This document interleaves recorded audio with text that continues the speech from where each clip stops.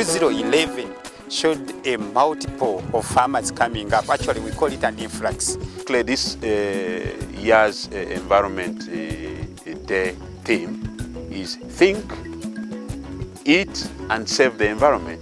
We must look at the environment as an ecological foundation of everything we are going to do.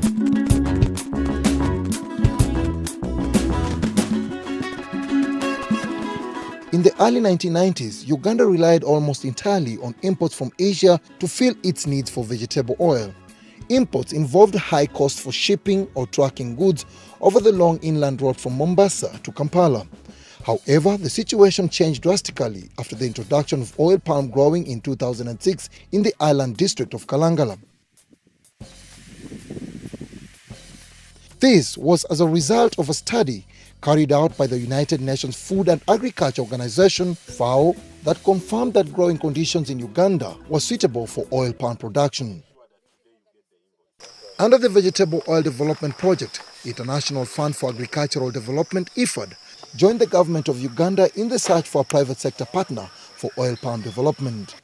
9 years down the road, the Kalangala oil palm project is seen as a sustainable agricultural model, commended for uplifting the livelihoods of the island community who had entirely relied on fishing to make ends meet. Today we are seeing a lot of impacts coming out of growing of the oil palm.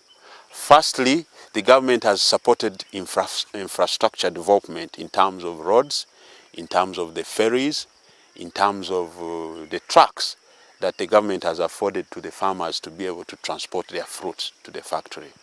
And that's a welcome gesture. The next is the income the farmers are earning from selling the fruits.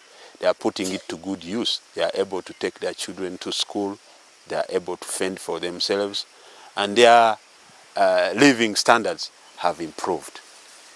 The other impact is that we are seeing an increase in commercial activity, where when the farmers are constructing better houses, the traders are bringing in cement, iron bars, and other building materials.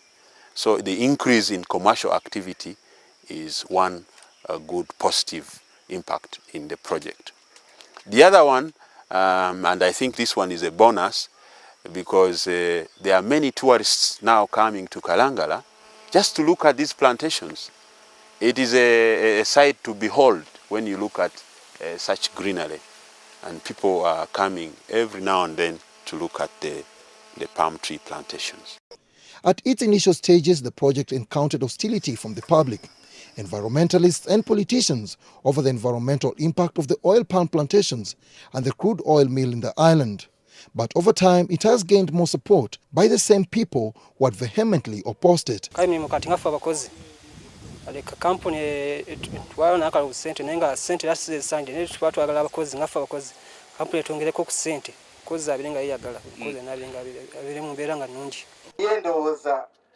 Politicians, technical people can lie, but those trees cannot lie. If you can look at those green trees, they have a message to tell you that the people in Kalangala are surely protecting, we are protecting our environment. Thank you very much. It's showing a positive trend. And two, the trend has been in such a way in fourfold. From the side of farmers, they have really increased, just as the manager of the trust was telling us. In 2006, they started with about 400 farmers, but 2011 showed a multiple of farmers coming up. Actually, we call it an influx.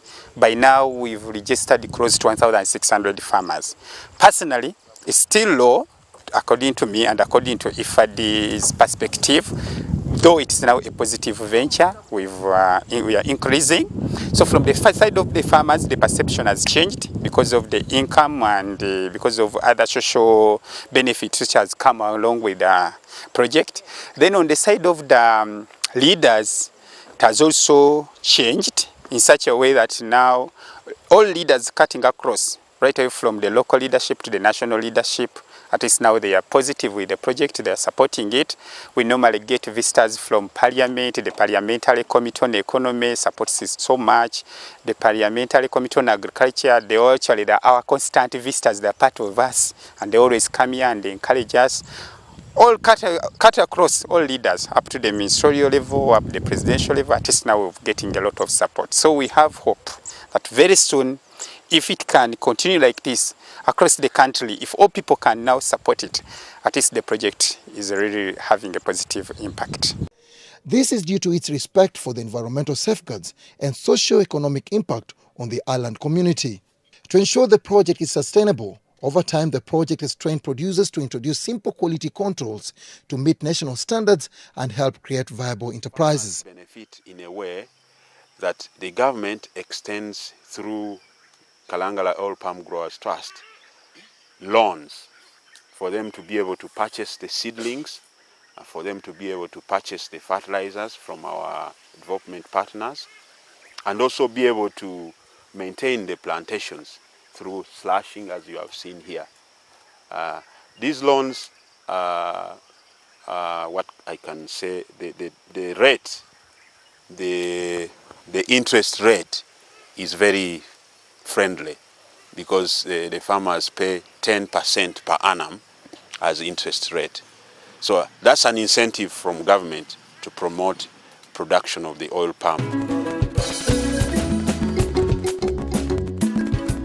Some of the environmental safeguards include a no-ban policy and planting of cover crop as a protection measure when the palm trees are still small. Furthermore, a 200-meter protective border along the lakeshore has been maintained to prevent siltation from soil erosion and conserve marine resources and water quality. We are working within the guidelines of the National Environment Management Authority. For example, we have not used all the forests in Kalangala. You can see over there the natural forest reserves are intact. But the farmer had to use part of his land even if there was a forest. That's the sustainability model we are talking about. Use a bit. Luckily, this year's Environment Day theme is think, eat, and save the environment. And the farmers are doing exactly that. They are thinking because they are using minimum tillage, zero burning. They are eating because they are taking the palm fruits and eating part of it and selling part of it. And they are saving the environment because of the same reasons I mentioned. The palm tree now has greened the environment. And see, we do minimum tillage within the plantations, just slashing. We do not use a lot of chemical. And we think the methods we use, including use of cover crops, are sustainable. Of course, in any agricultural endeavor, you've got to disturb the environment to some degree. This year's World Environment Day was celebrated on Bugala Island, Kalangala district on 5th of June, a development that was lauded by the island's residents.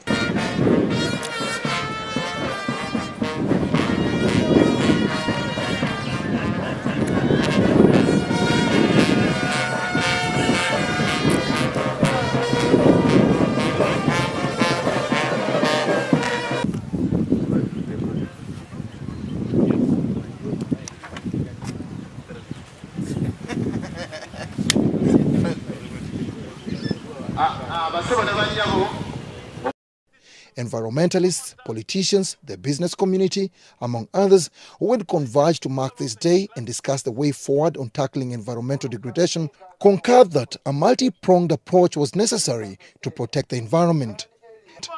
In his keynote speech, the Minister for Water and Environment, Professor Ephraim Kamuntu, did not mince his words on the urgency of dealing with environmental pollution and degradation. This is the vision today. The mindset of a Ugandan must change. We must look at the environment as an ecological foundation of everything we are going to do. Agriculture, which is the backbone of this economy, is not possible without preserving the ecological foundation. Am I right? Yes, say it. Am I right? Then say it so. Am I right? I am right. Agriculture is not possible unless you preserve the ecological foundation. Water, which is necessary for your life, livestock agriculture, is not possible unless you preserve forests. unless you preserve wetlands.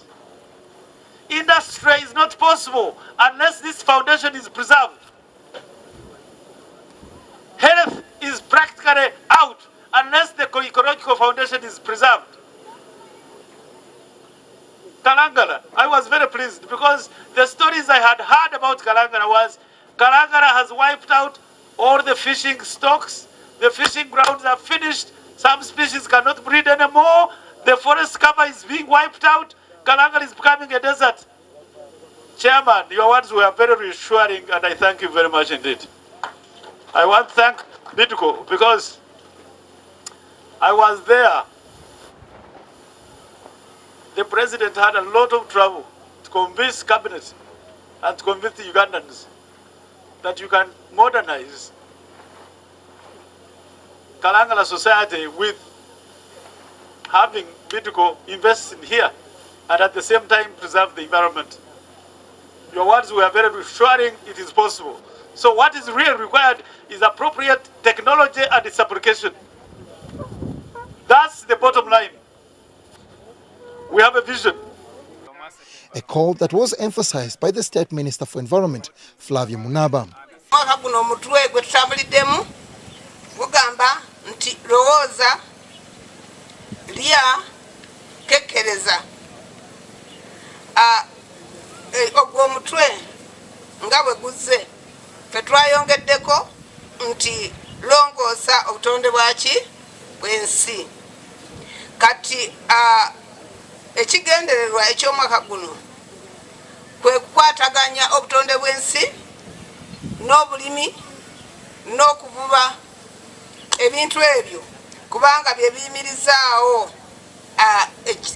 ekifo kino eky'ekalangala ddala obutonde bw'ensi gwe musingi ogwanirira ebyobulimi era nga guwanirira obungi bw'emmere bulina okubeera nabwo netusobola okulya ne tukuta kati abantu ffenna abannayuganda njagala okubakubiriza nti okukwata obulungi obutonde bw'ensi tukitwale nga kintu kikulu nnyo kubanga bwe tutakitwala bwe tutyo emmere gye tulya n'okubeera kwaffe okulungi tebijja kutambula bulungi. The theme of this year's Environment Day celebrations is Think, Eat and Save the Environment.